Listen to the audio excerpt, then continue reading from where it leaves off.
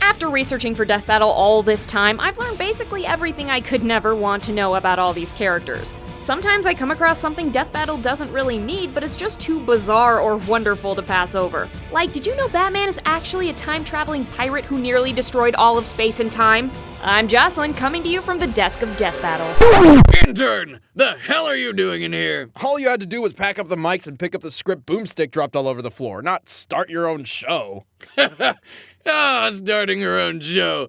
Good one, Wiz. Well, since I'm not getting anything else, I thought I might as well achieve some kind of internet notoriety. Not a chance, you're not stealing my show. My show? I don't know, I figured I might as well since you guys don't pay me. Pay you? For what? Hang on, boomstick, we don't want to pay her, right? Hell no, that's my beer and shotgun shell money. I'm standing right here, assholes. Then it's perfect. Her show's about completely useless knowledge and is certainly doomed to flop, but maybe she'll stop being a pain if she feels like she's gaining something. That may be the first thing we've ever agreed on. Jocelyn, carry on with your...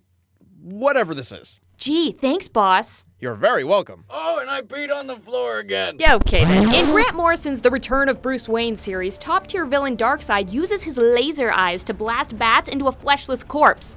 Yeah, except not really. Turns out laser eyes actually zapped Batman back in time. Way back to the Stone Age.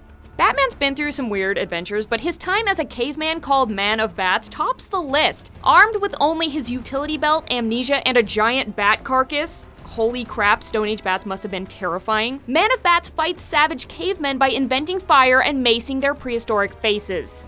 Just think about this. To compensate for lack of light, people back then had much more sensitive eyes. By macing a caveman in 10,000 BC, Batman may have started a butterfly effect that caused vision problems in future generations, therefore creating blind people. Then Batman falls into a lake and wakes up nearly 20,000 years later in the 18th century. He meets pilgrims, burns witches, and sword fights a kraken, typical pilgrim problems. Another time leap, and Batman winds up meeting Blackbeard, the famous psychotic pirate who lights his beard on fire just for the hell of it. Yeah, that Blackbeard. Turns out he's a pretty chill dude. After taking a headbutt from the Bat himself, which would shatter any ordinary man's skull, Blackbeard recruits him for an epic treasure hunt inside the future Batcave. The first in a tsunami of ridiculous coincidences. Inside the Batcave are Bat People. Yeah, Bat People, who worship the long-dead hero called Man of Bats. Sound familiar? Turns out Blackbeard's desired treasure is actually a Batman cowl which rockets way into the Wild West.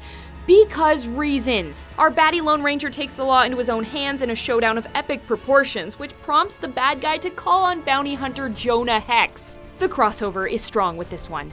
Hex actually shoots Batman, which pops him through time again. Why? How? Whatever, I don't know. This time Batman lands in the 1900s. With a bullet in his stomach, Bruce is whisked to the hospital by someone named Marcia.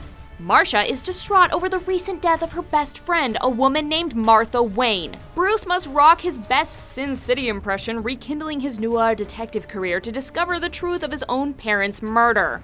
Of course, he doesn't know that. He's still suffering from amnesia. Irony is a scary thing. What Bruce discovers is, well, we all know the story. Thomas and Martha Wayne are gunned down in front of young Bruce in an alleyway, prompting the inspiration for the Dark Knight's reign. But Bruce learns it's speculated Thomas actually planned to murder his wife and used a body double. Confident of the truth, Bruce makes out with Marcia. But surprise, Marcia is actually his mother. See, if this were in a Death Battle episode, Boomstick would probably say something like, well, holy shit, if I had a redhead mother who looked that good, I'd give her a second pearl necklace too.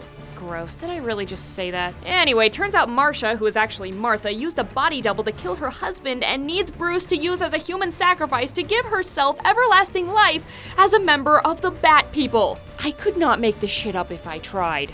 So, after macing cavemen, fighting 1800s sea monsters, hanging with Blackbeard, bringing law to the Wild West, making out with his own mother, and getting burned alive while on camera, Bruce finally time jumps back to the present. And turns out Darkseid's plan all along was to have Bruce time jump all over the place so he could build up so much time energy that he'd become a time bomb and blow up the universe. I hope you understood all that because there's really no other way to explain it. So how does Batman stop his time bomby self? Well, he beats the shit out of half the Justice League, dies, rings a metaphoric bell that echoes around the world, and wakes up realizing that he has a lot of friends who really care about him. Aw, that's kinda sweet.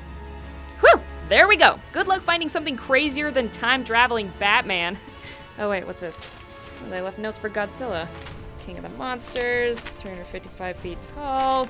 The reincarnation of Pearl Harbor bent on Japanese revenge. What the fuck? Hey, thanks for watching the premiere episode of Desk of Death Battle. If you enjoyed it, please give it a thumbs up and share it with your friends. Maybe Wiz and Boomstick will let me do more. Also, please subscribe to our channel, and spoiler alert, I already did that episode about Godzilla, so if you want to watch it, just click his picture. Thanks!